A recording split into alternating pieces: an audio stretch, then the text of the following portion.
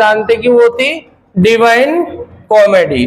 दूसरी रचना जो थी इसकी डी मोनार्किया। तो आप यहां पर शब्द ट्रिक क्या बना लोगे, डी डी डी डी, क्या ट्रिक बना ली भाई, डी डी। और तीसरी यहां पर इसकी रचना एक और है, उसका नाम क्या है, वितानोवा। तो क्या लगा, डी डी बी। तो देखो डी डी और बी, ये ट्रिक हो गई। क्या हो गई ये, ट्रिक। तो दांते की रचना याद करने की जो ट्रिक हो गई वो कौन सी हो गई अपनी, डी डी बी। डी से बोलो डिवाइन कॉमेडी, फिर डी से बोलो डी मोनार्किया, और फिर बी से बोलो वितानोवा। हो गया याद, ऐसे ट्रिक लिख लो कॉपी में, डी डी बी। अब उसके बाद में एक विद्वान आता है जिसका नाम है पेट्रार्क। क्या नाम आता है, पेट्रार्क। देखो पेट के लिए मानव दिन भर काम करता है, तो ये मानववादी था। कैसा था, और दांतो क्या था भैया, अग्रदूत, और ये क्या था, मानववाद। इसने कौन सी भाषा का यूज किया, टस्कन, जो वहां की लोकल लैंग्वेज थी, वहां की लोकल लैंग्वेज थी। तो इसलिए इसको क्या कर देंगे अपन, मानववाद का जनक कह देंगे। इसकी जो रचना है पेट्रार्क की, तो वो रचना का नाम है सबसे पहले डेकोमेरॉन। क्या नाम है, रुको, इसके शिष्य थे बोकेशियो। क्या नाम था, बोके। उसकी रचना क्या है, डेकोमेरॉन। कौन सी रचना है, डेकोमेरॉन। और फिर एक और रचना क्या है, जीनियोलॉजी ऑफ गॉड्स। तो ये जीनियोलॉजी ऑफ गॉड्स। तो बोकेशियो की रचना एक तो डेकोमेरॉन है और एक कौन सी है, जीनियोलॉजी ऑफ गॉड्स। तो अपन को ट्रिक क्या बना लेंगे, तो बी आ जाएगा, तो डी और जी याद करना है, बी डी जी। उसके बाद एक व्यक्ति का नाम आता है रेबेलस। क्या नाम आता है, और इसकी रचना तो आपको सभी को पता है, एक पी है और एक जी है। इसको शॉर्ट में बोलते हैं पीजी, पांतागुएल और गारगेंतुआ, इसकी रचना है। इसी प्रकार जो है नया संदेश, क्या नाम आ रहा है, नया संदेश, तो PGN, ये सब किसकी है, तो ये सब किसकी है, रेबेलास की। फिर चौसर का नाम आता है, किसका, तो ये अंग्रेजी था, अंग्रेजी कविताएं लिखता था, कौन, चौसर। इसकी प्रसिद्ध रचना का क्या है, कैंटरबरी टेल्स, चौसर की रचना है। और इसने भी लोकल लैंग्वेज का यूज लिया, कौन सी, सैक्सनी बोली। तो चौसर की रचना कौन सी हो जाएगी, हाँ। उसके बाद में फिर चौसर के बाद नाम आता है किसका, थॉमस मूर का। इसकी रचना क्या है, यूटोपिया। और ये क्या मानता है, एक आदर्शवादी समाज की कल्पना करता है। कौन से समाज की, आदर्शवादी समाज की कल्पना करता है। उसके बाद में नाम आता है किसका, शेक्सपियर का। आप सभी जानते हो, महान कवि, नाटककार, गद्यकार, सभी यही है। तो इसने जो है एक तो लिखा मर्चेंट ऑफ वेनिस, एक लिखा इसने हेलमेट या हेमलेट, और एक लिखा क्या, मैकबेथ, और एक जूलियर और सीजर, वो भी इसी की रचना है। और इसने, ठीक है। तो अब इसके बाद में आता है स्पेंसर। कौन आता है, और इसकी रचना कौन सी है, फेरी क्वीन, ये रचना है। और फिर आता है क्रिस्टोफर मार्लो। इसकी रचना कौन सी है, Taimur Lang the great, Taimur Lang great, and word the ज्यू ऑफ माल्टा, ये सब रचना उसकी है। बाकी ये आती नहीं है ज्यादातर, मोस्ट उधर हो गई। अब देखो ये इरेस्मस, ये सबसे इंपॉर्टेंट है, क्योंकि हमने मानववाद का जनक तो किसको पढ़ा, पेट्रार्क को। किसको पढ़ा, पेट्रार्क को। लेकिन मानववादियों का राजकुमार किसको पढ़ेंगे, इरेस्मस को। मानववादियों का राजकुमार इसको बोला जाता है। और ये जो है इरेस्मस, इसकी रचना क्या है, प्रेज ऑफ फॉली, यानी कि मूर्खता की प्रशंसा, मूर्खता की क्या, प्रशंसा। उसके बाद में देखो एक आता है सर्वेंटीज।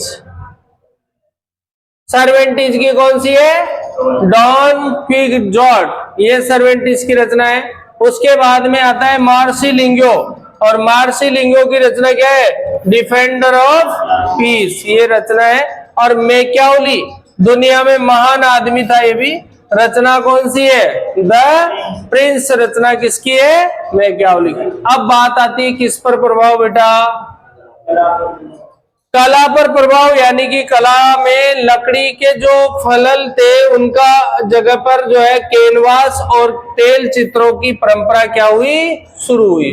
और इसमें लियोनार्डो दा विंची एक फेमस व्यक्ति था जो अनेक क्षेत्रों का ज्ञाता था। अनेक कौन कौन से? चित्रकार, मूर्तिकार, वैज्ञानिक, गणितज्ञ, इंजीनियर और संगीतकार। अब आते हैं यहाँ पर, इसकी रचना कौन सी है? एक तो लास्ट सफर और एक कौन सी? मोनालिसा।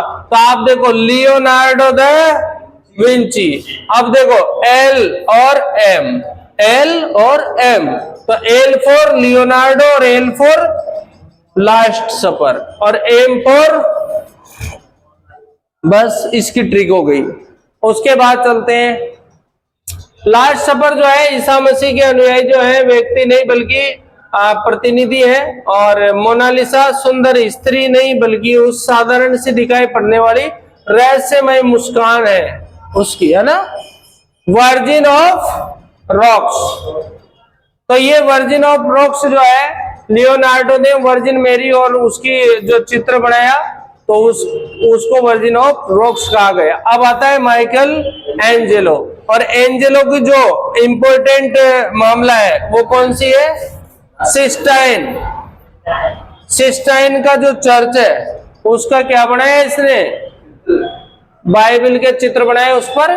और उसके बाद में एक है इसका लास्ट जजमेंट, लास्ट जजमेंट। तो एंजेलो जो है एस और एल, ऐसे याद रखना है, एस और एल, सिस्टाइन चर्च और लास्ट जजमेंट। एक याद रखना है कि यहां पर देखो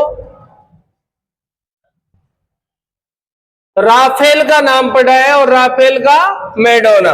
तो राम रामे रामे, तो ऐसे बोलते ना, राम रामे रामियो रामा भाम, ऐसे बोलते ना, नहीं बोलते कि संस्कृत में? तो रामे में मैडोना, तो राफेल का चित्र क्या है?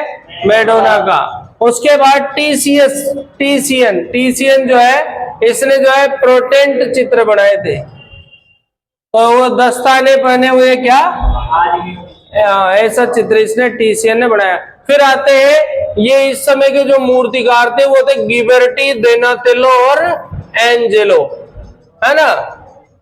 ये क्या थे? सब ये मूर्तिकार थे। और गिरजाघर में जो दरवाजों को निर्मित किया है वो गिबर्टी ने किया है।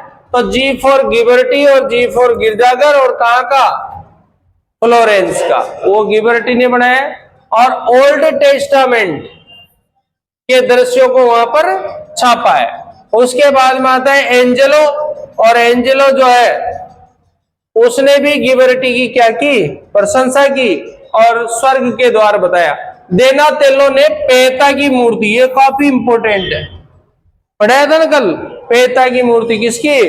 दोनातेलो की, ठीक है। उसके बाद में ये सब बातें आ गई। अब आते विज्ञान में प्रभाव। देखो अलग अलग तरह के यंत्रों का मामला चला था, याद हो तो आपको। तो 16वीं शताब्दी में यूरोप में कौन सी क्रांति हुई सबसे पहले? वैज्ञानिक क्रांति, सबसे पहले विज्ञान में क्रांति है।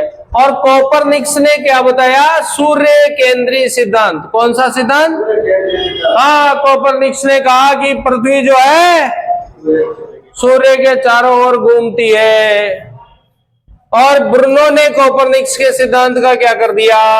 अनुमोदन करने वाला व्यक्ति कौन था? ब्रूनो। और यहां पर जो है केपलर, किसका नाम आ रहा है? केपलर, उसने और ज्यादा इसको प्रमाणित कर दिया। और यहाँ पर न्यूटन जो है इसने कौन सा सिद्धांत दिया? गुरुत्वाकर्षण का सिद्धांत दिया। और यहाँ पर जो है डेकार्टे, कहा के थे? फ्रांस के, इन्होंने बीज गणित और ज्यामिति के प्रयोग करना सिखाया दुनिया को?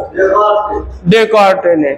और उसके बाद इटली वासी गैलीलियो, इसने पेंडुलम का सिद्धांत दिया और दूरबीन की क्या कर दी? आविष्कार कर दी है। लिखो लिखो, तो ये लिखो विज्ञान में, तो दो चार चीजें लिख लो विज्ञान में। तो सबसे पहले तो लिख लो गैलीलियो की दूरबीन। गैलीलियो की क्या? और डेकार्टे का लिख लो बीजगणित का ज्यामिति में प्रयोग। गैलीलियो की तो दूरबीन लिख लो, दूरबीन।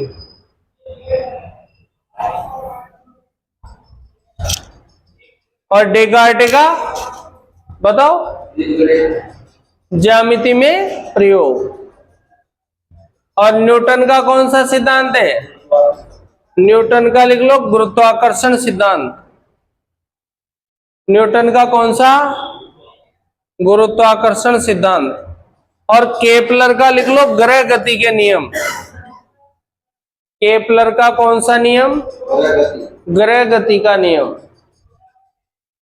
और कोपरनिक्स का लिख लो, कोपरनिक्स सूर्य केंद्रीय सिद्धांत। कोपरनिक्स का कौन सा? सूर्य केंद्रीय सिद्धांत। और केपलर का कौन सा? ग्रह गति का नियम। लिखो जैसे मैं बोल रहा हूं इसे। केपलर का ग्रह गति का नियम, कोपरनिक्स का सूर्य केंद्रीय सिद्धांत, और यहां पर नीचे पढ़ा अपने न्यूटन का गुरुत्वाकर्षण, और डेकार्टे का बीज गणित का ज्यामिति में प्रयोग, और गैलीलियो का दूरबीन। हो गया। अब आता है मानवतावाद।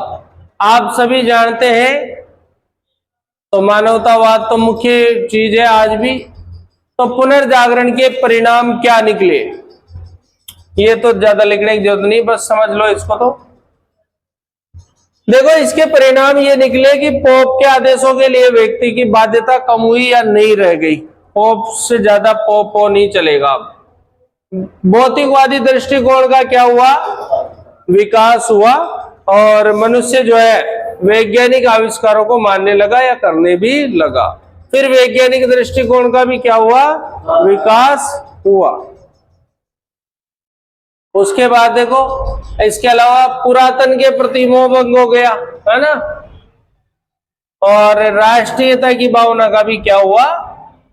विकास हुआ। ये मोटी मोटी कॉमन सेंस वाली बातें हैं। अब देखो, यूरोप में रिफॉर्मेशन आंदोलन, कहां पर? यूरोप में। कब चला बेटा? तो टोपी डालो। यूरोप में रिफॉर्मेशन कौन सी शताब्दी में? 16वीं शताब्दी में। यूरोप में रिफॉर्मेशन कौन सी शताब्दी में? 16वीं शताब्दी में।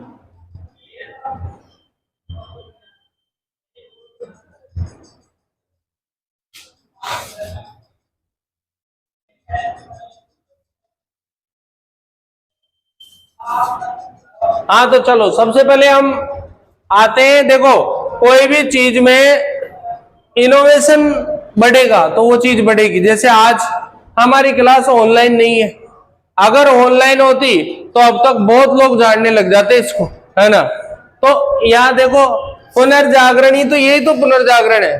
अब देखो, यहाँ ये कहीं का आविष्कार हुआ? छापे खाने का आविष्कार हुआ। और जैसे ही छापे खाने का आविष्कार हुआ, वैसे ही पुनर्जागरण में तेजी आई। किताबें सस्ती छपने लग गई और नए नए विचार लिखे जाने लग गए, है ना। तो बौद्धिक की मान्यताएं जो है, उससे लेखनी को गति मिल जाती है। 16वीं शताब्दी में पोप जो था, पोप के प्रभुत्व के विरुद्ध और चर्च की कुरीतियों, आडंबरों, पाखंडों, शोषण के विरुद्ध जो आंदोलन प्रारंभ किया, उसी को क्या कहा गया? रिफॉर्मेशन। तो आप समझ गए रिफॉर्मेशन किसके खिलाफ है? पोप एवं कुरीति के खिलाफ। तो लिखो रिफॉर्मेशन पोप एवं कुरीति के खिलाफ। किसके खिलाफ? पोप एवं किसके खिलाफ? कुरीति के खिलाफ। अब देखो, तो यह हो गया रिफॉर्मेशन पोप एवं किसके खिलाफ, कुरीति के खिलाफ। उसके बाद में आता है रिफॉर्मेशन आंदोलन के कारण में। अब रिफॉर्मेशन से क्या प्रभाव पड़ेगा, जैसे पुनर्जागरण से हुआ था, अब रिफॉर्मेशन से। तो पुनर्जागरण के कारण धर्म बंधनों से मुक्त तो हो गया और बौद्धिक चेतना चिंतन की शक्ति भी प्रदान हो गई, अंधविश्वासों में तर्क आने लगा और बहुत सारे सुधार हो गए, साहित्य लिखा गया, चर्च की मध्यस्थता का परित्याग हो गया और बहुत सारे सुधार हो गए। चर्च में व्याप्त बुराइयां, अरे चर्च में भी बुराइयां थी उस जमाने में।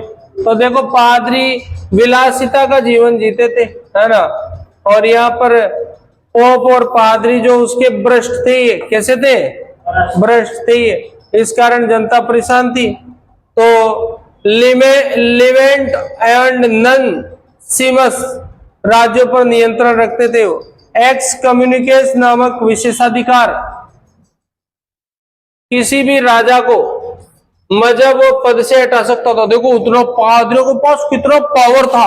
ये देखो पादरी जो है साला राजा को हटा सकता था, किस पावर का यूज करके, एक्स कम्युनिकेस, एक्स लगा देता था राजा के आगे, ये राजा को हटा सकता था पादरी। ये जब पावरफुल पादरी, कौन सा पादरी था ये। फिर इंटरडिक्ट नामक विशेषाधिकार से राज्य के चर्च को बंद किया जा सकता था। इंटरडिक्ट नामक एक विशेषाधिकार था, उससे वो बंद कर सकता था। तो राजा भी और प्रजा भी दोनों ही कहीं से भयभीत थे, चर्च से, यानी कि चर्च अपना सिक्का ज्यादा चला रहा था। आगे बात आती है मजहबी सुधार जो है। तो यहाँ पर जो है मध्यम वर्ग जो था ये तो परेशान था ही सही, मध्यम वर्ग तो हमेशा परेशाान रहा है ना। तो यहाँ भी मध्यम वर्ग क्या था, परेशान ही था। इनमें कौन थे, ये श्रमिक थे, कर्षक थे, और ये इनको रोजगार तो होता नहीं है, बस इनको तो भावनाएं देती रहती है सरकार और ब्याज पर मामला इनका सेट हो जाता है। कहीं पर पूरी जिंदगी ब्याज चुकाने में ही बीत जाती है। वैज्ञानिक दृष्टिकोणों का क्या हुआ, विकास हुआ। और वैज्ञानिक दृष्टिकोणों में जैसे कि आप जानते हो अरस्तु का नाम आता, अरस्तु नाम सुना होगा अरस्तु का। अरस्तु देखो ये कोपरनिक्स, ये कौन सा है, वैज्ञानिक दृष्टिकोण है। देखो अरस्तु कहता है सृष्टि जो है प्रत्येक वस्तु वायु और जल अग्नि के परिणाम है। जो बोलते हैं ना पांच तत्वों से मिलकर बना है शरीर, तो प्रत्येक वस्तु वायु जल और अग्नि का परिणाम, यानी तीन वस्तुओं का परिणाम बताया किसने, अरस्तु ने। फिर उसके बाद में जो है ये कोपरनिक्स ने क्या कहा, पृथ्वी सूर्य के क्या लगा देती है बेटा, चक्कर लगा देती है, पढ़ाया था ना आपको। पोप का हस्तक्षेप, तो पोप जो है बहुत पावरफुल था, देखो असीमित सत्ता थी उसके पास। उसके पास देवी अधिकार थे, कौन से जो थे ही नहीं पर थे उसके पास, खुद ने बना लिए देवी अधिकार थे, वाह जी वाह। और बहुत सारे लोग उससे क्या है, पोप से। तो राष्ट्र की शक्ति का संपन्न राजा पोप के अनुचित राजनीतिक अधिकारों को तैयार नहीं था, मतलब राजा तो परेशान था उससे, किससे, पोप से। तो जो राजा जो थे उन्होंने कौन सा आंदोलन चलाया, रिफॉर्मेशन आंदोलन का साथ दिया। बौद्धिक प्रक्रिया, कौन सी प्रक्रिया, तो बहुत सारे सुधार इसमें हुए बौद्धिक लोगों के द्वारा। चर्च के प्रति पूर्ण श्रद्धा और भक्ति से मुक्ति चाहते थे बौद्धिक विचारक, कौन से, भौतिकवादी विचारक। जैसे पादरी एल्बर्ट को नैतिक एवं सात्विक जीवन यापन करने का पर दंड दिया गया था। ये नाम देखो, दांते, लोरेंजो और बोकासियो, ये कैसे, मानवतावादी। तो लिखो मानवतावादी। मानवतावादी में एक तो नाम लिखो पेटार्क, नंबर 1। कौन सा नाम लिखोगे, नंबर 2 पे उसका स्टूडेंट बोकेसियो, और नंबर 3 पे दांतो, नंबर 4 पे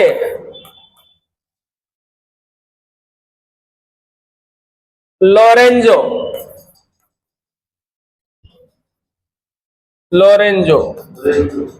ये सारे क्या है भैया? मानवतावादी है। ये जीवन के सुख को चर्च से भी ज्यादा मानते हैं। भाई मनुष्य है तो उसे सुख दो यार, क्या चर्च पर लगा रखा है।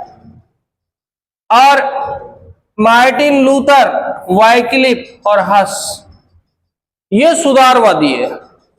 हाँ ये रहे ना, मार्टिन लूथर सुधारवादी, लिखो सुधारवादी, लिखो सुधारवादी।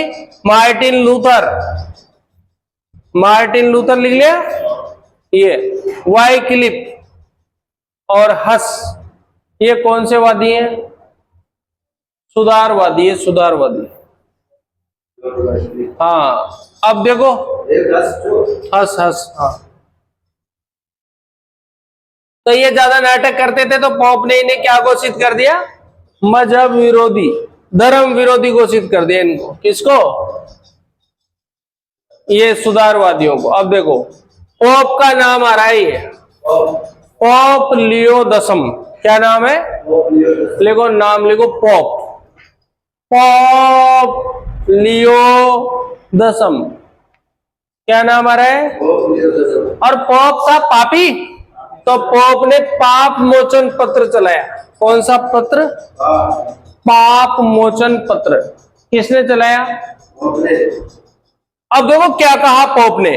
पोप ने कहा कि यदि कोई इस लेटर को खरीद लेता है तो उसके पाप कट जाएंगे।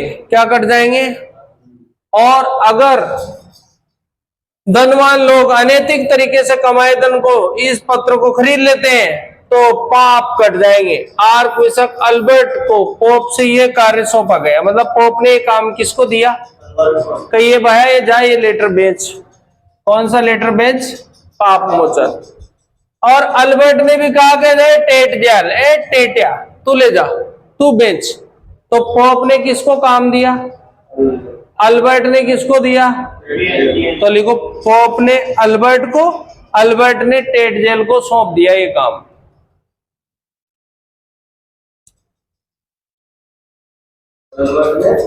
टेट जेल को। अब साला ये टेट जेल टे टे करता हुआ 1517 में कहा जा टटका? जर्मनी में। टेट जेल 1517 में जर्मनी के विटनबर्ग में। कहा गया? विटनबर्ग में गया। हाँ गया, लिख लो। 1517 में टेटा कहां चला गया? कहां चला गया टेटू? जर्मनी में। कौन सी जगह? विटनबर्ग में चला गया। और अब जो भाई साहब ये टेटे वहां जाके वो लेटरों को बेचेगा। किसको? पाप मोचन पत्रों को बेचेगा। ये कहां चला गया? अब वहां क्या बेचेगा? पाप मोचन पत्र बेचेगा। तो वो जो पत्र बेचेगा तो वहां पर लूथर जो था उसने क्या कर दिया?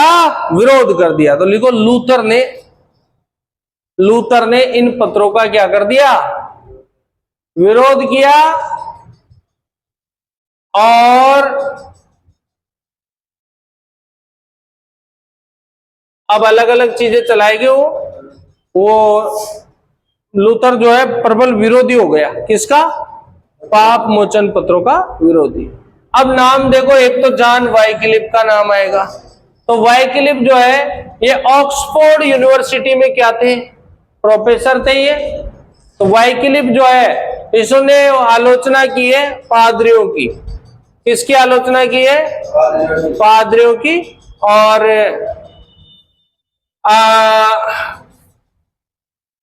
वाइक्लिफ, नाम डाल लो वाइक्लिफ। वाइक्लिफ ने आलोचना की है किसकी? और इसलिए वाइक्लिफ का नाम, उपनाम लिखो, the morning of reformation, morning star. उपनाम लिख लो, the morning star of reformation, यानी कि रिफॉर्मेशन का तारा। कौन है? मॉर्निंग स्टार ऑफ रिफॉर्मेशन जो है, रिफॉर्मेशन का तारा कौन है? वाइक्लिफ है। एक बात और याद रखना कि इसके जो वाइक्लिफ के अनुयायी है उनका नाम क्या है?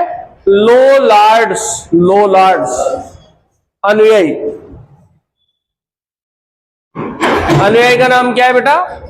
लोलार्ड्स। ये लो, अब लो लो लो लो ले लो ले लो, वाई वाई वाई वाई वाई क्लिप, लोलार्ड्स, वाई लो वाई लो वाई लो, है ना, लोलार्ड्स। और मॉर्निंग स्टार। अब आया नाम किसका? जॉन हस। देखो साहब, ये वाइक्लिफ का ही एक स्टूडेंट था और प्रोफेसर भी था। ये प्राग में, कहां पर? वो तो वाइक्लिफ कहां था? ऑक्सफोर्ड में। और ये कहां पर था? प्राग में। तो प्राग में था ये। और इसने पोप का वो आदेश नहीं माना। किसने?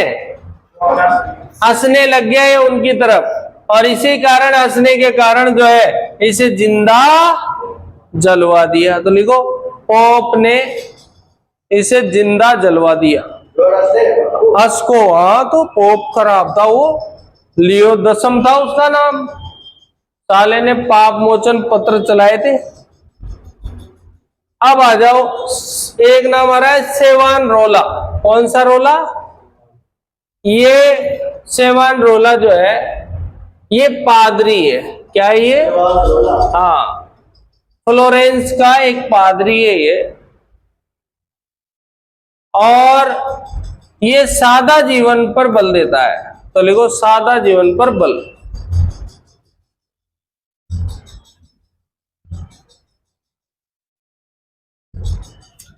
इसे भी क्या दे दिया गया?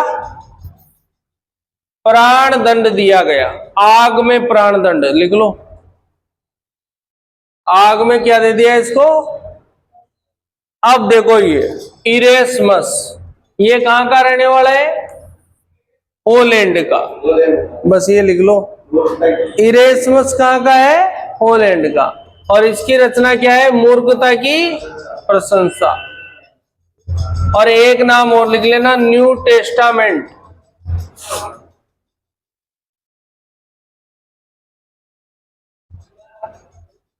मूर्खता की प्रशंसा। और कौन सा टेस्टामेंट? New testament.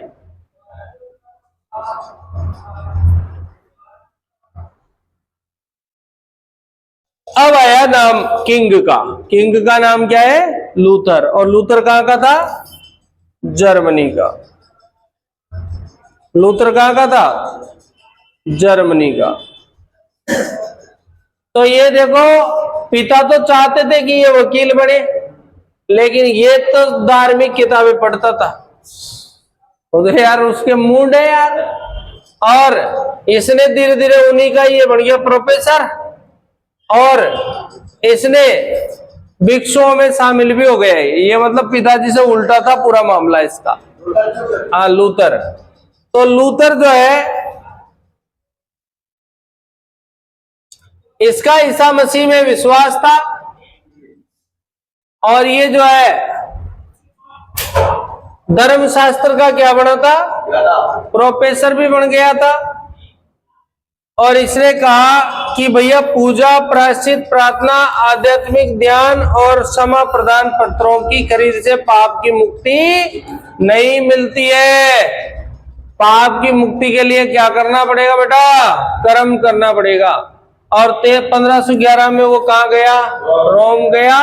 और ये उनको पोपों को देख के परेशान हो गया और इसने विद्रोह शुरू कर दिया। तो लिख लो यहाँ पे, रोम के पोप को देखकर विद्रोह किया। हाँ, रोम का जो पोप था उसको देखकर इसने क्या कर दिया? विद्रोह कर दिया। अब देखो 1917 में जो ये था समापत्र, वो टेट जेल घूम ही रहा था, इधर उधर टेट जेल। हाँ, वहां पर विटनबर्ग में एक चर्च था जिसका नाम था केसल चर्च। तो विटनबर्ग में केसल चर्च, कौन सा चर्च? उस चर्च में इसने जो है वो जो क्षमापत्र थे ना उसके खिलाफ 95 थीसिस, लिखो 95 थीसिस लिखी। अरे वो पत्र था ना, पत्र, उसके खिलाफ हाँ 95 थीसिस लिखी। कौन सी लिखी? उसके बाद में आगे लिपजिंग, लिपजिंग में वाद विवाद हुआ।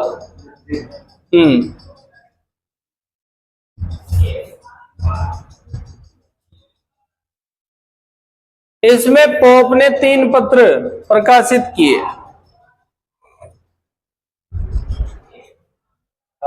पोप ने 3 पत्र प्रकाशित किए।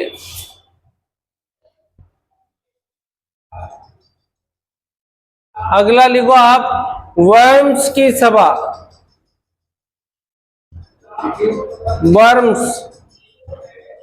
वर्म्स की सभा 1521। वर्म्स की सभा कब हुई? 1521 में।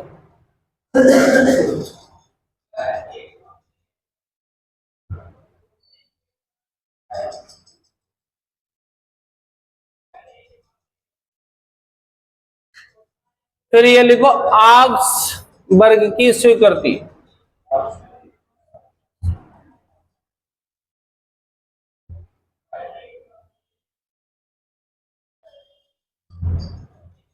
पंद्रह सौ 30 प्रोटेस्टेंट को मान्यता मिली।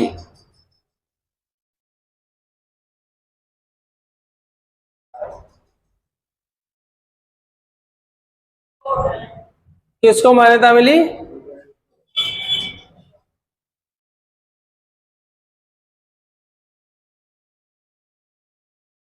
आक्सबर्ग की स्वीकृति लिखना, स्वीकृति है ना। और आक्सबर्ग की संधि 55 में लिखना। स्वीकृति 30 में और संधि कब? 55 में।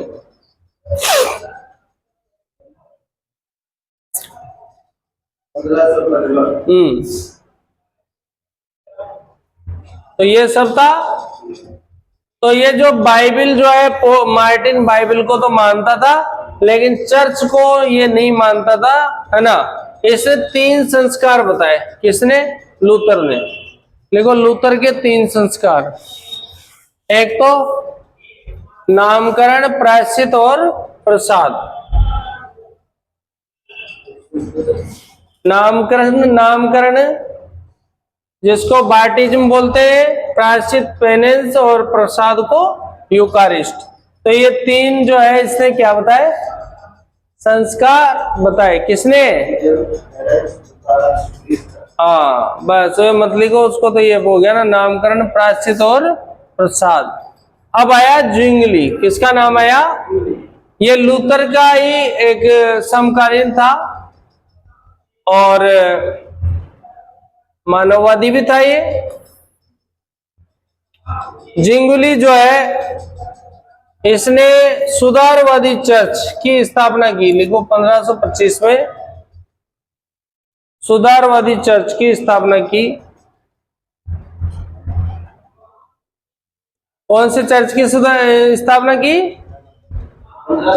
हाँ, स्विट्जरलैंड का गृह युद्ध 1531। स्विट्जरलैंड का गृह युद्ध कब हुआ बताओ? 1531। और एक संधि हुई जिसका नाम है केपल की संधि। अब केपल की संधि में कपल बन गए। कपल का मतलब क्या होता है? कपल बताओ, कपल। हाँ, पति पत्नी होता है। लेकिन यहां ध्यान रखना, यहां पर क्या है? 2 धाराएं हैं, एक कैथोलिक, एक प्रोटेस्टेंट। दोनों को क्या मिल जाती है? मान्यता। तो लिखो, केपल की संधि से प्रोटेस्टेंट और कैथोलिक को क्या मिल जाती है? मान्यता मिल जाती है।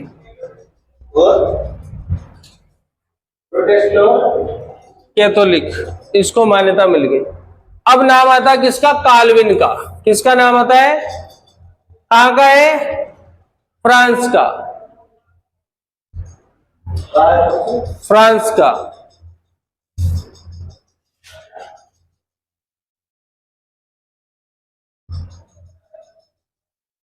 कहां का रहने वाला है? फ्रांस का। और इसने प्रोटेस्टेंट को अपनाया। किसको अपनाया?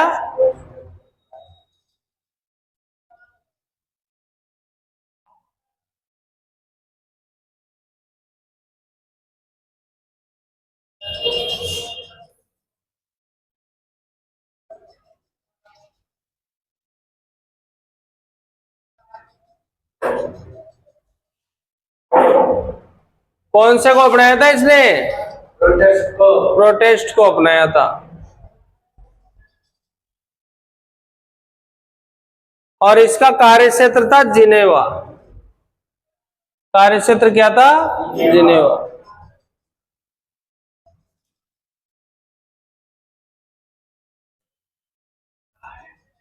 अब आ जाओ एक लिंगनवाद। एक लिंकनवाद, एक लिंकनवाद।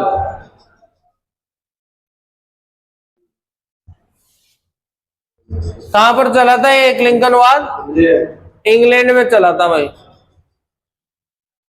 और इसकी शुरुआत जो है हेनरी अष्टम ने राष्ट्रीय चर्च की स्थापना, और कैथरीन जो था ना इसकी वाइफ थी।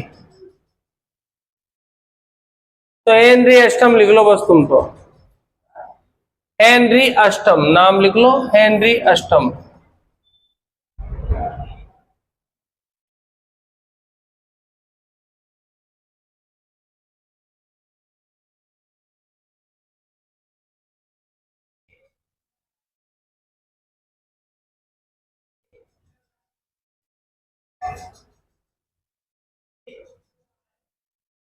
यहां पर एक नाम आता है एक्ट ऑफ सुपरमेसी।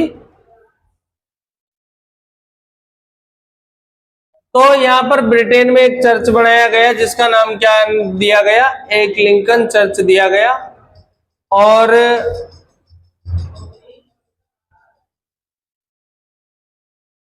एक केमर ने एक किताब लिखी केमर की, जिसका नाम है बुक ऑफ कॉमन प्रेयर। क्या नाम है? केमर की। ये तो ज्यादा इंपॉर्टेंट नहीं है। तो ब्रिटेन में क्या नाम आएगा ये बताओ तुम तो? एक लिंकन वाद। तो देखो परिणाम, तो एक तो मजहब का विभाजन हो गया, एक तो कैथोलिक बन गए और एक क्या बन गए? प्रोटेस्ट बन गए। एक प्रतिवादी धर्म सुधार आंदोलन आए, तो वाइक्लिफ और हस जैसे लोगों ने आवाज तो उठाई। लूथर और कैल्विन ने विद्रोह किया, और यूरोप में ये दोनों विचारधाराएं आ गई। क्या नाम था एक का? प्रोटेस्टेंट और एक का, अब लिखो ट्रेंट की सभा, पॉइंट ला लो, ट्रेंट की सभा, इटली।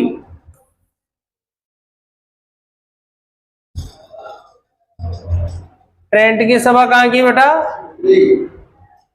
इटली की।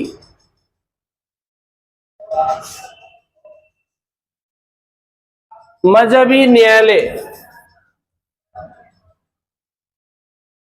मजहबी न्यायालय का नाम है इक्विजिशन न्यायालय। इक्विजिशन न्यायालय।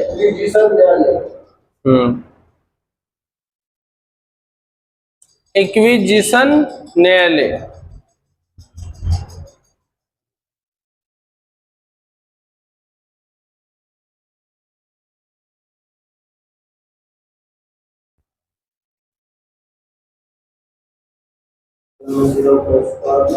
कौन सा न्यायालय था? ये हमारा हो गया मामला सेट। कौन सा टॉपिक हो गया? रिफॉर्मेशन, है ना। अब नया टॉपिक कौन सा आएगा? बस डाल लो टॉपिक, औद्योगिक क्रांति। ज्यादा कोई नहीं, बार बार पढ़ने से सब सरल हो जाता है। 2 पत्ते में काम खत्म हो गया। औद्योगिक क्रांति जो है ये कहां पे होती है बेटा? इंग्लैंड में होती है।